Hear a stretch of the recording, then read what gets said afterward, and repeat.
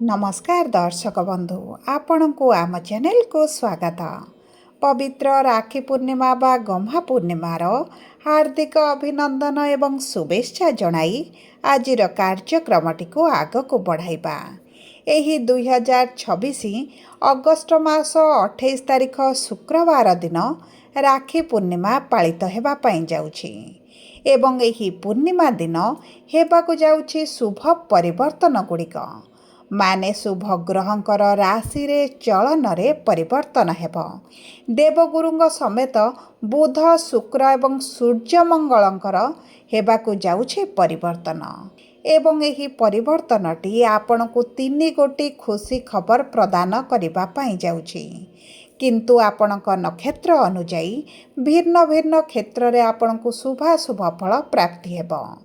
किछि व्यक्ति मानकु आर्थिक क्षेत्र रे शुभ फल मिलिबा बेले किछि व्यक्ति मानकु पारिवारिक स्तर रे शुभ फल प्राप्ति हेब एवं किछि नक्षत्र रा व्यक्ति विशेष मानकु निजर प्रेम संपर्क एवं दाम्पत्य जीवन रे क्यारियर रे सुख समृद्धि प्राप्त हेबा पई जाउछि। तेबे विलंब न करी आसंतु कार्यक्रमटी को आग को बढ़ाइबा एवं जानिबा आपणक जीवन रे ही राखी पूर्णिमा परे नक्षत्र अनुजाई केउ क्षेत्र रे शुभ फल प्राप्ति हेब। किंतु वीडियोटी आरंभ करिबा पूर्वरु जदि आपणकर भी कर्कट राशि होइथाए एवं आपण भी ईश्वर को आंतरिक भक्ति एवं विश्वास करंती तेबे वीडियोटी को लाइक करंतु। कमेंट बॉक्स रे जय जगन्नाथ जय माँ लक्ष्मी अवश्य लिखि दियंतु। ता सहित आम सह जोगाजोग करिबा पई वीडियोर मध्य भाग रे एक व्हाट्सएप नंबर टी दिया जाइछि।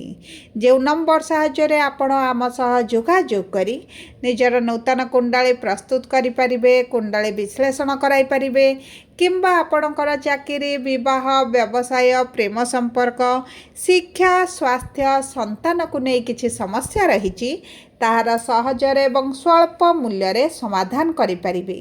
सेतिपई आपण आम सह वीडियोर शेष पर्यंत जोड़ी होई रुहंतु एवं व्हाट्सएप नंबर माध्यम रे आम सह जोगाजोग करी खूब कम मूल्य रे आपणक समस्यार समाधान करंतु। एबे आसंतु कार्यक्रमटी को आरंभ करिबा एवं जानिबा एही राखी पूर्णिमा परठारु आपणक राशि रे की प्रकार परिवर्तन घटिबो। देखंतु दर्शक बंधु भाग्य हेउची सर्वोपरि एवं भाग्यर भाव रे जेतेबेले शनि विराजमान होइछंती एवं अष्टम भाव को जेहेतु पीड़ा भाव बोली कहा जाए एवं सेठारे राहु विराजमान होइछंती आपणकर स्वास्थ्य रे समस्या आपणक एही किछि दिन मध्यरे बहुत प्रकार विभिन्न प्रकार स्वास्थ्य समस्या बाहरिबा आर्थिक स्थिति दुर्बल होइजिबा ऋण करज बढ़ी जिबा एवं आपणकर आय हेले मध्य आपणकर व्ययटी बढ़ी जिबाटी आर्थिक स्थिति को दुर्बल करुछि।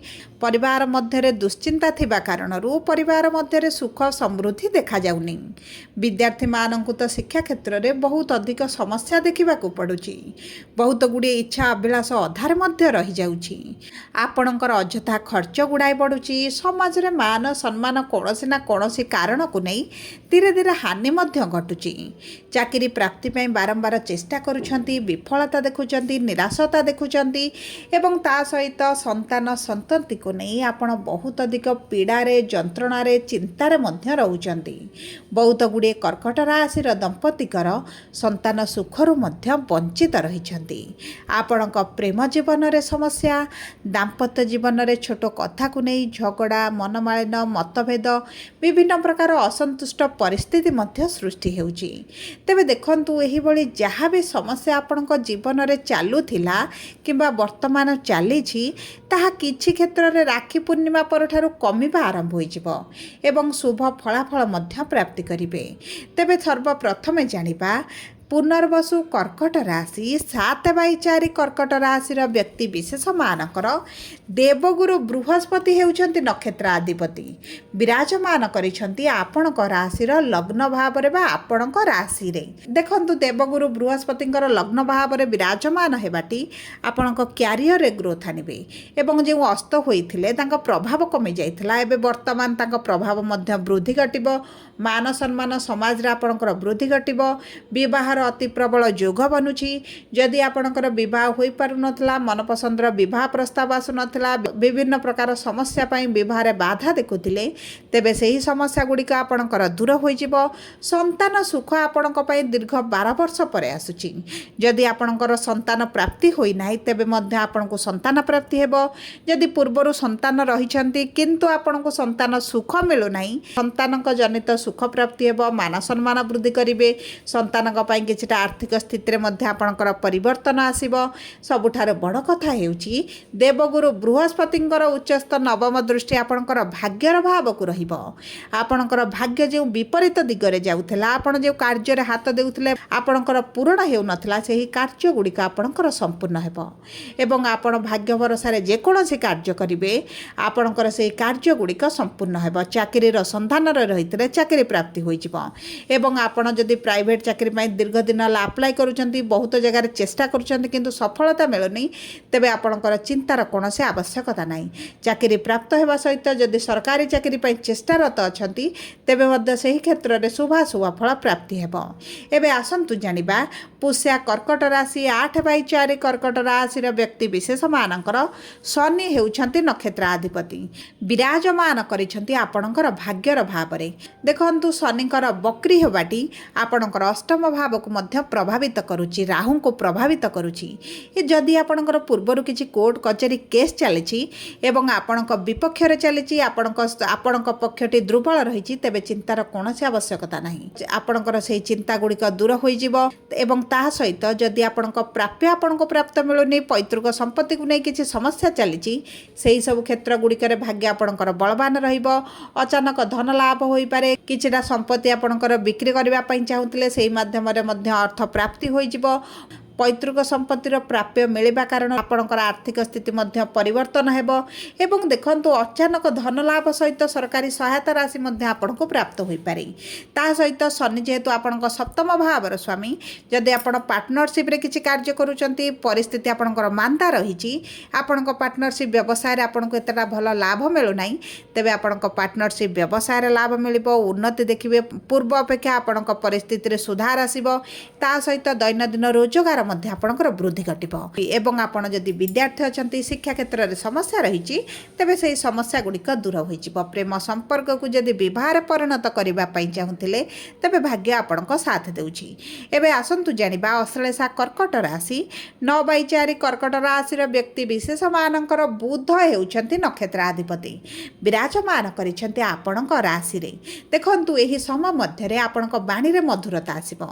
आपण कथा कहि मध्य बहुत गुडे कार्य हासिल करदेवे। उच्चस्तरीय लोकों ठारू प्रशंसित हेबे, उच्चस्तरीय लोकों सहित जोगाजोग वृद्धि घटिबो। एवं देखंतु एही समय मध्य कर्म क्षेत्र रे मान सम्मान वृद्धि हेबा सहित आपणक पोस्ट रे परिवर्तन, दरमा रे वृद्धि एवं नूतन कार्य मध्य किछिटा आरंभ करि पारंती।